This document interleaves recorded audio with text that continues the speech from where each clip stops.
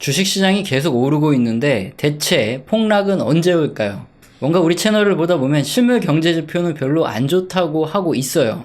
근데 주식시장은 막 올라간다는 거.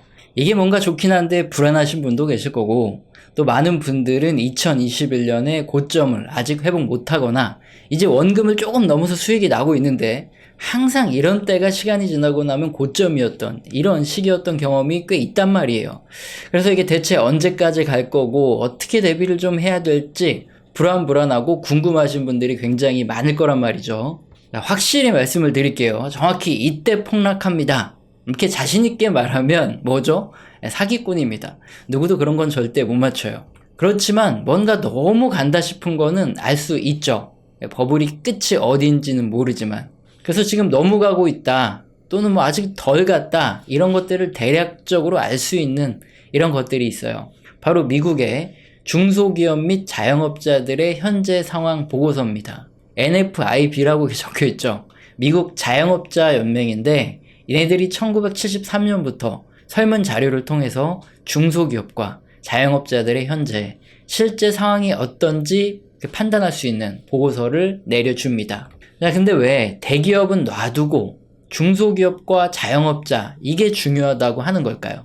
경제가 어려워지기 시작하면 가장 먼저 누가 망가질까요? 자영업자와 중소기업이 망가집니다. 대기업은 대체 왜 늦게 망가지죠? 단가 압력, 협력사, 하청업체, 고혈 짜내기 들어보셨어요? 자동차를 만드는 대기업이 있다고 할게요. 경제가 어려워져서 차가 잘 안 팔리고 회사 상황이 어렵습니다. 그러면 지 혼자 죽나요? 아니죠. 수많은 부품사, 이런 협력업체들 있을 거 아니에요. 우리가 이렇게 힘드니까 니네도 단가 인하해서 고통분담하자, 이렇게 쫙 하달을 합니다. 근데 대기업은 유보된 현금도 있고 자산도 있고 하니까 보리고개 상황이 와도 이걸 잘 넘길 수 있어요. 근데 협력업체, 하청업체들은 굉장히 작은 비즈니스이기 때문에 대출금이 많은데 현금은 부족하고, 여기 또 매출도 안 나오는 이런 불황이 길어지다 보면 먼저 망해서 나자빠지는 거예요. 그래서 작은 회사가 경기 둔화나 침체가 일어날 때 그것보다 더 빨리 가장 먼저 기민하게 반응을 하죠. 그 다음에 대기업으로 이어집니다. 전조 증상이나 마찬가지죠. 그래서 자영업자나 중소기업이 점점 나빠지고 있는데 주식시장은 계속 올라간다 그러면 어느 순간 언제 터질지 모르지만 너무 간다 싶은 그런 상황인 거예요. 그래서 그때는 조금 조심 좀 해야 되는 그런 상황이 올 수 있고요. 그런데 또 주식시장이 한번 과열되면 이게 어디까지 갈지 모르니까 그게 또 굉장히 힘들긴 합니다. 현금 비중을 좀 미리 불안해서 늘려뒀는데 주가가 막 올라가면 괜히 팔았나? 이런 상대적 박탈감, 이런 게 굉장히 심하죠. 그런데 그런 걸 잘 견뎌야 기회도 잡고 헐값에 쓸어 담고 할 수 있는데 참 이게 어렵습니다. 자, 그럼 지금 미국의 중소기업, 자영업자들은 호황인지 불황인지 어떤 상황인지 알아보겠습니다. 우선 세부 지표들을 한데 모아놓은 종합지수의 성격인 중소기업 낙관지수는 거의 금융위기 수준입니다. 여기가 08년 금융위기고요. 여기가 코로나인데 지금 코로나보다 상황은 더 비관적이고 거의 금융위기 초기 요 단계 수준으로 비관적으로 떨어져 있어요.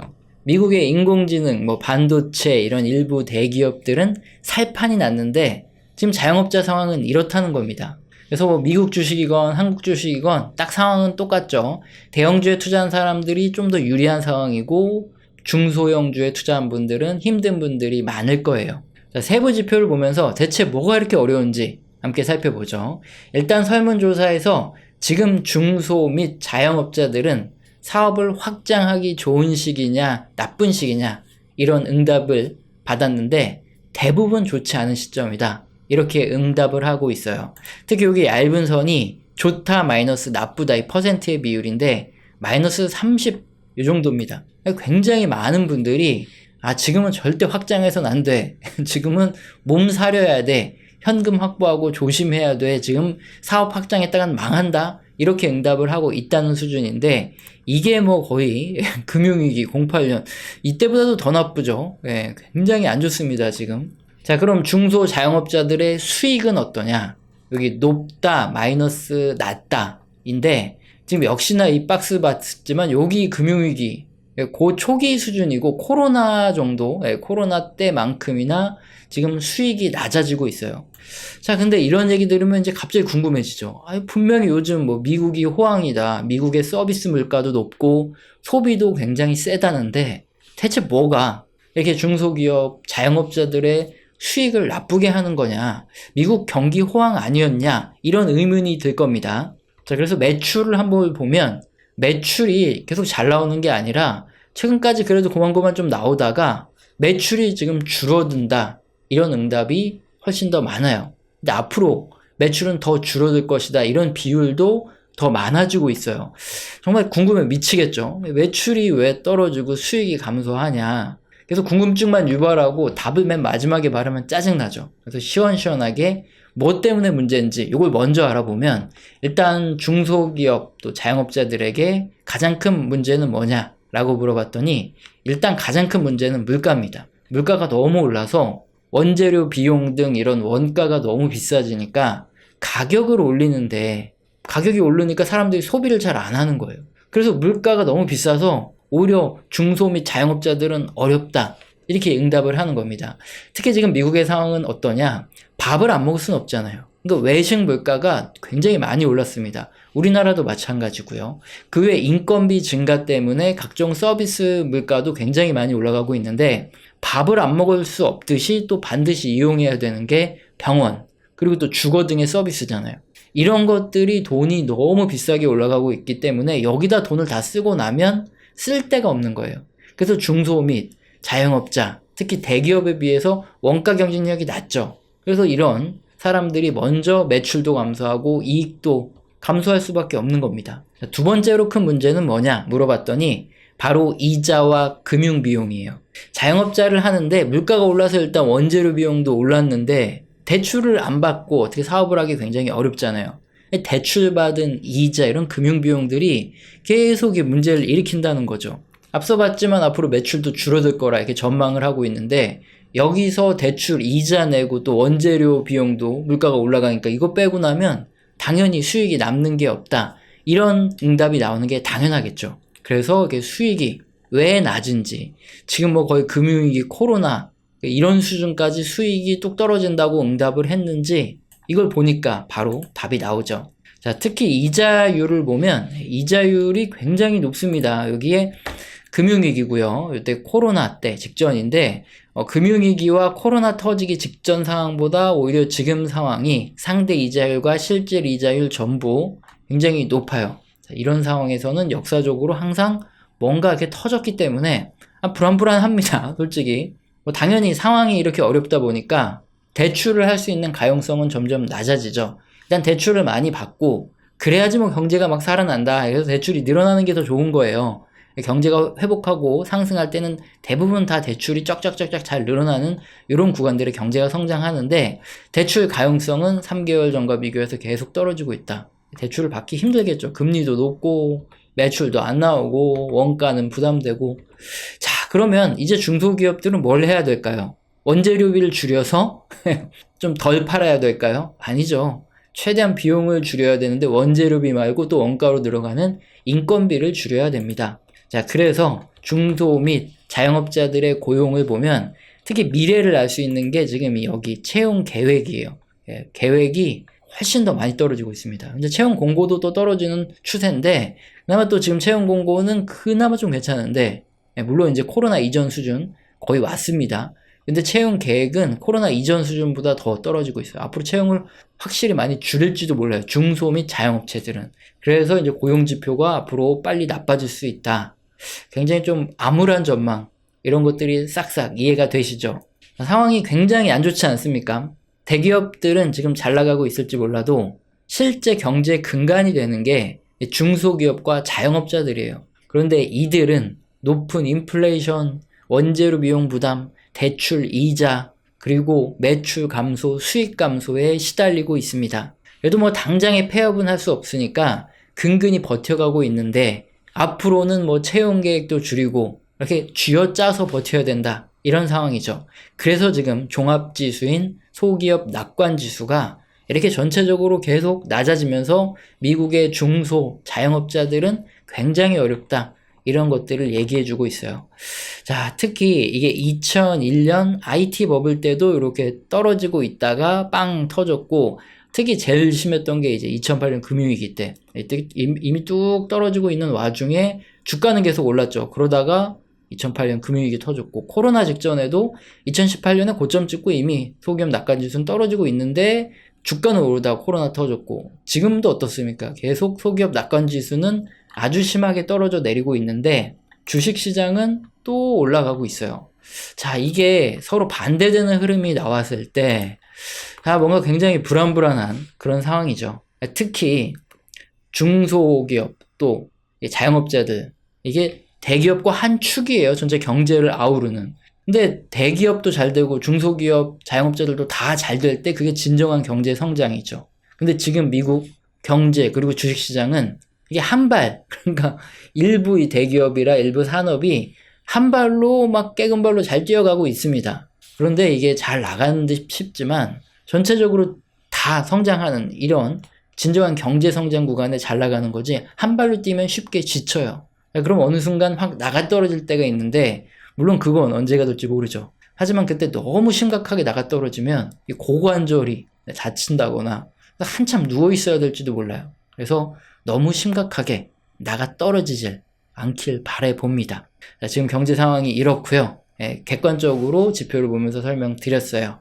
투자 판단에 도움이 되셨길 바랍니다. 채널에서는 영상 시청하시고 정말로 도움이 되셔서 정말 순수하게 후원을 해주시는 분들이 간헐적으로 계십니다. 후원해주신 분들께 감사합니다라고 말로만 그냥 떼었던 적이 있는데, 그러고 나서 도저히 인간의 도리가 아닌 것 같아서 제가 소통을 하고 있어요. 엄청 대단한 건 아니고 후원에 대한 리액션이다 보시면 됩니다. 거시경제에 대한 이야기, 그리고 각 산업의 또 사이클에 대한 이야기, 업황과 함께 이렇게 움직이는 종목에 대한 이야기 등 이런 것들을 주제로 소통을 하는 시간을 갖고 있어요.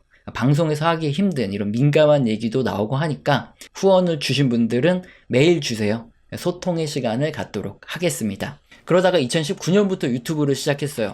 근데 하필이면 2019년에 경제지표가 둔화되기 시작하는 겁니다. 그때 현금화를 주장했다가 정말 그 유튜브는 걸러지지 않는 필터링, 엄청난 비아냥, 욕 이런 거 굉장히 듣다가 코로나가 터지고 나서 주식시장이 떨어졌으니까 망정이지, 만약에 코로나 안 터졌으면 감당하기 힘든 욕을 계속 먹었을지도 몰라요 하는 것입니다. 자, 수익난 위험자산 중에 50대 50의 확률이기 때문에 절반은 수익을 실현해서 채권형 자산으로 옮겨서 혹시 모를 리스크에 대비하고, 나머지 절반의 자산은 그대로 가지고 계셔서 무역합의가 타결될 경우 상승에 소외되지 않도록 하는 것입니다. 지금은 기대감이 많이 오른 이런 미국 및 신흥국 자산 중 일부는 수익을 실현하고 다음 상황에 대응하는 것이 맞다는 것입니다. 자, 그래서 질문 주신 것처럼 우리 2020년 코로나가 터지고 나서 한 3, 4월에 저점에서 매수하라고 몇 번 언급했다가 이놈이 불난집에 부채질을 하냐, 어떻게 운 좋게 좀 현금 가지고 있다고 누구 죽이려고 이 폭락장에 매수를 하라 그러냐 하면서 또 엄청나게 욕을 먹게 됩니다.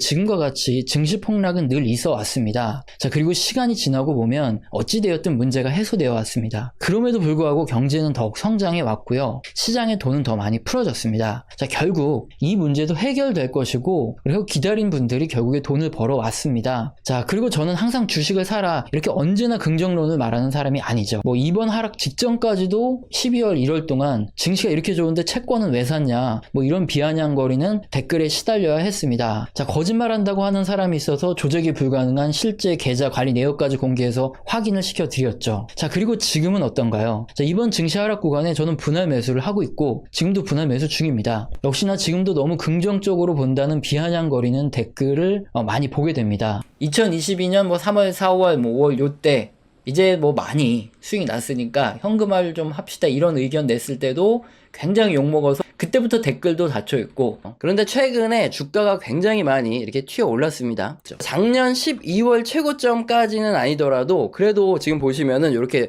붉은색으로 박스를 쳤는데 작년 이 12월 내에 가격대에 대부분 다 들어왔어요. 20년부터 이제 대놓고 기술주 이러면서 투자를 시작했는데, 근데 최근에 금리 인상 속도가 굉장히 빨라지고 있죠. 인플레이션 때문에. 그러다 보니까 올해부터 내년 사이에 한번 수익을 실현하고 현금화를 해야겠다, 이게 우리의 지금 방침이에요. 근데 개별적인 종목마다 주가 움직임은 다르죠. 이슈도 틀리고 그 안에 내용도 틀리니까. 그러니까 뭐 일률적으로 뭐 기준금리가 2.4일 때 전부 다 매도한다 이거보다는 각각 종목마다 자기가 생각하는 이런 가격도 있고 이슈들이 있잖아요. 여기에 이제 이만 정도의 프리미엄을 다 받고 그랬으면 고점이다 싶을 때는 알아서 올해에서 내년 사이에 한번 현금화를 하고 폭락하면 또 다시 쓸어 담고 이렇게 가자는 게 지금 우리 채널의 방향이죠. 지금 문제가 있죠. ASML이건 엔비디아이건 마찬가지로 금리가 너무 높게 올라가면 어떻습니까? 기업들이 대출을 받아야 되는데 대출 금리가 올라가요. 그럼 투자를 하기 힘들어집니다. 그럼 이런 기업들의 실적도 안 좋아질 수 있다는 거예요. 그래서 내년까지 금리가 너무 빨리 올라가면 한 사이클이 끝날 수 있겠다. 정리를 해야 될 수도 있겠다. 이렇게 말씀을 드리는 거예요. 2022년에는 어땠냐? 저도 이제 분할 매도를 한답시고 하다가 급락을 하는 바람에 못 팔고 그대로 물렸죠. 그래서 한 2023년에는 분명히 미연준이 기준금리 인하 기대감이 커지면서 그때 주식시장 반등하니까 그때 팔자 이런 얘기 할 때도 얼마나 욕을 먹었는지 몰라요. 기준금리 인상이 중단되는 시점은 이제 올해 상반기에는 하반기쯤이 되지 않을까 이렇게 예상했는데 지금 변수들이 너무 많아서 계속 밀리고 있어요. 그래서 내년쯤으로 이렇게 다수 전문가들이 얘기가 되는 상황인데 어쨌든 뭐 그때 되면 반등이 한번 나올 수도 있는데 이거는 지난 역사적으로 그렇게 반복됐던 역사가 많았다. 그래서 그 확률이에요. 반등이 나오면 저도 많이 정리를 좀 할 생각이다 이건데 이게 지금 실물 경기가 정점을 지나서 둔화되고 있어요. 그랬을 때 인플레이션 감소, 기준금리 인상이 중단될 땐 올해 내내 이 말씀을 드리고 지표도 계속 보여드렸지만 주식시장이 일시적인 랠리를 펼쳤던 역사가 많아요. 그래서 주식시장이 상승 흐름을 모을 가능성이 굉장히 높다 계속 말씀드려오고 있죠. 하지만 이때 적극적인 매수의 타이밍입니까? 그건 아니죠. 원칙이 아니라는 거예요. 2023년 이때도 지금 마찬가지죠. 실물 경기 선행 지표가 둔화되고 있으니까 이럴 때는 조심해라. 이렇게 계속 말씀드리고 있는데 주식시장이 폭락을 안 했죠. 2023년에. 그러면서 지금까지도 엄청나게 욕을 먹고 있어요.